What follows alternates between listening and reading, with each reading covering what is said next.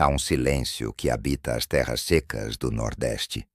Um silêncio antigo, que só é quebrado pelo vento carregando poeira e memórias.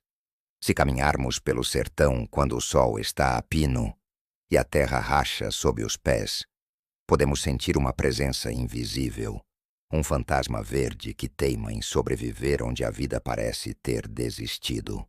A história que vamos contar hoje não é sobre reis ou guerras, nem sobre monumentos de pedra ou ouro. É sobre uma sobrevivência silenciosa, um segredo guardado sob o solo árido e nas mãos calejadas de um povo que aprendeu a vencer a morte. Imagine por um momento uma planta capaz de desafiar a lógica das estações, de enganar a seca e de oferecer alimento quando os celeiros do império estavam vazios.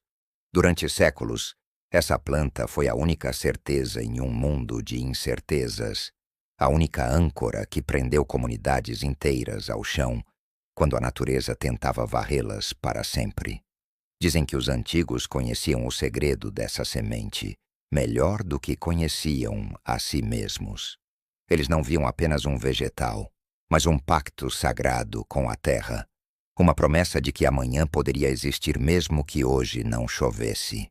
Mas se ela foi tão vital, tão poderosa a ponto de sustentar civilizações inteiras nos momentos mais difíceis de nossa história, por que seu nome parece ter sido apagado dos livros de maior prestígio?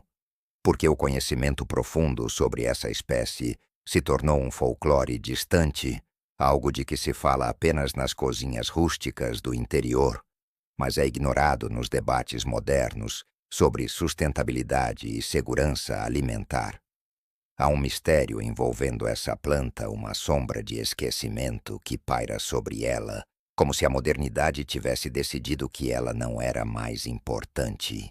Como se a sobrevivência humilde não tivesse glamour suficiente para a nossa era de concreto e plástico. Talvez o medo não seja da planta em si, mas do que ela representa: a autonomia, a capacidade de um povo sobreviver sem depender de grandes estruturas, apenas seguindo os ciclos da natureza. Ao observarmos os registros etnobotânicos, encontramos pistas fragmentadas de um uso que vai muito além da nutrição básica. Há relatos de que suas vagens eram usadas como moeda de troca em tempos de escassez e que suas raízes eram tratadas com o respeito devido a um ente querido. A planta que buscamos entender foi o alicerce de uma cultura, a protagonista de uma resistência pacífica contra o clima adverso e contra a fome. No entanto, conforme as cidades cresceram e o asfalto cobriu o vermelho da terra barrenta, esse conhecimento foi empurrado para as margens. Ouvimos menos sobre a resiliência do sertão e mais sobre a dependência de soluções externas. O que aconteceu para que um herói da nossa biodiversidade fosse transformado em um mero coadjuvante, subestimado e muitas vezes invisível aos olhares urbanos? A resposta pode estar escondida na forma como escolhemos contar nossa própria história, negligenciando os pequenos milagres em favor de grandes narrativas. Mas é tempo de olhar para baixo, para o solo, e relembrar o que foi perdido. O que estamos prestes a desvendar é a prova de que a salvação nem sempre vem de cima, mas muitas vezes cresce rente ao chão, esperando ser notada. O esquecimento não é um evento único, é um processo lento, uma erosão que acontece com o passar das décadas, similar à forma como a chuva leva embora a terra fértil se não houver raízes para segurá-la. Quando a industrialização chegou com força, trazendo promessas de alimentos mais rápidos, processados e desprovidos de laços com o solo, o antigo pacto com a natureza começou a se dissolver.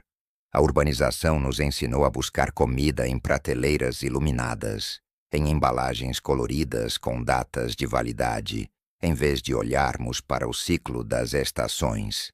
Nesse transe de modernidade, perdemos a conexão visceral com o que nos alimenta. A planta que antes era reverenciada nos roçados começou a ser vista como comida de pobre.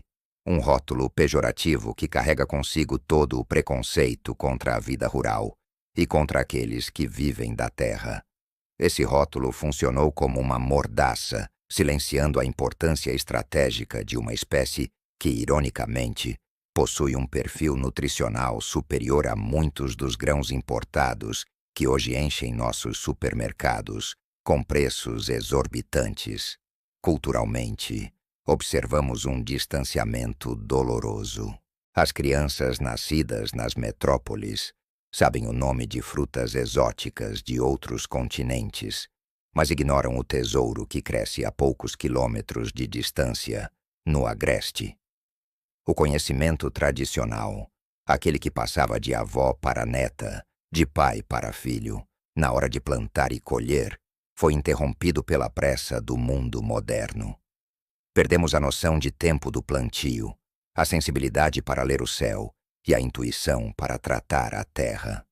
Com isso, perdemos também a memória de que essa planta foi uma salvadora em momentos de crise severa. Há uma ironia trágica em nossa sociedade. Enquanto gastamos bilhões buscando tecnologias complexas para resolver crises alimentares, deixamos apodrecer na obscuridade uma tecnologia biológica perfeita, refinada por milênios de seleção natural e sabedoria indígena e africana. O silêncio em torno dela é ensurdecedor, mas se prestarmos atenção, ainda podemos ouvir o sussurro de suas folhas ao vento, lembrando-nos de que a natureza já forneceu as ferramentas necessárias para nossa sobrevivência. Nós apenas esquecemos como usá-las, porque subestimamos tanto o que é nosso, porque olhamos com desdém para o que sustentou gerações inteiras.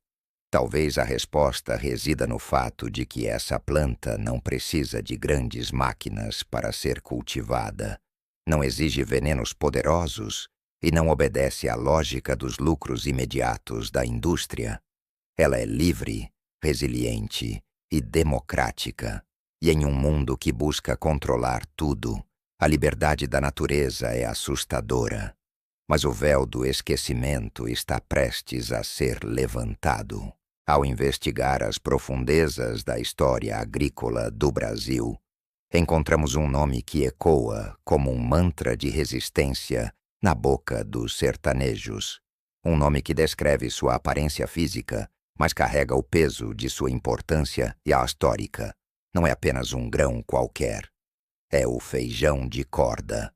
O feijão de corda, também conhecido como macaçar ou fradinho, é a identidade vegetal de uma região inteira, o protagonista oculto da história do Nordeste, a linha verde que costurou a sobrevivência de um povo. Agora que o nome está revelado, o feijão de corda deixa de ser uma incógnita para se revelar como um personagem central na nossa história.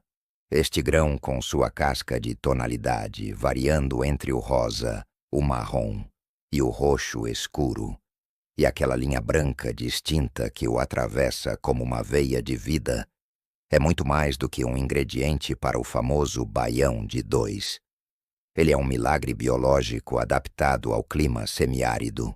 Enquanto outras culturas sucumbem ao calor extremo e à falta de água, o feijão de corda desenvolve raízes profundas, capazes de buscar umidade onde nenhum outro vegetal consegue. Sua resistência à seca não é apenas uma questão de sobrevivência da planta, mas uma garantia de segurança alimentar para milhões de pessoas. Nutricionalmente, ele é uma potência, rico em proteínas de alta qualidade, fibras, ferro e vitaminas do complexo B, elementos fundamentais que mantêm o corpo forte e a mente ativa, mesmo em condições adversas. Ele foi, e continua sendo, o alicerce da dieta de muitas comunidades que, sem ele, estariam à mercê da desnutrição. A história do feijão de corda é também uma história de encontros culturais, trazido pelos colonizadores, possivelmente com influência da África. Ele encontrou no solo brasileiro o ambiente ideal para prosperar e se fundiu com a cultura local, tornando-se indissociável da identidade nordestina. É um símbolo de como a natureza se adapta e de como o ser humano É capaz de tirar sustento de ambientes hostis através da observação e do respeito. O cultivo do feijão de corda ensina lições valiosas sobre autonomia. Ele nos mostra que não precisamos depender inteiramente de sistemas globais complexos para nos alimentarmos bem. Existe um poder imenso em recuperar e valorizar essas culturas nativas e adaptadas, pois cada grão de feijão de corda plantado é um passo em direção à soberania alimentar, um resgate da dignidade do campo e uma prova de que a solução para muitos dos nossos problemas atuais pode estar enterrada em nosso próprio quintal. Refletir sobre o feijão de corda é refletir sobre a nossa própria capacidade de resiliência. Ele nos lembra que a verdadeira riqueza não está apenas no ouro ou na tecnologia, mas na biodiversidade e no conhecimento tradicional, que muitas vezes menosprezamos. Enquanto o mundo corre atrás de novas tendências, o sertão continua plantando sua corda, mantendo viva a chama de uma tradição que não pode ser apagada pela indústria. O ato de cultivar e consumir esse grão é, em essência, um ato de resistência cultural e ambientalmente sustentável. É uma reconexão com o solo, com o passado e com a própria essência humana. Reconhecer o valor do feijão de corda é aceitar que a natureza ainda guarda segredos que precisamos ouvir. Segredos de persistência e força que nos inspiram a continuar, mesmo quando o sol parece queimar tudo ao redor. A história não termina aqui.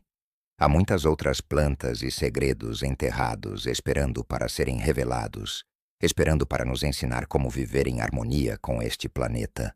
Se você acredita na importância de resgatar esses conhecimentos ancestrais e desvendar os mistérios da natureza que nos cercam, convido você a se juntar a nós.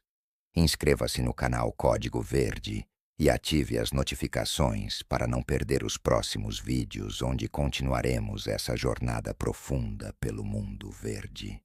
Juntos, podemos decifrar os códigos que a natureza deixou para nossa sobrevivência.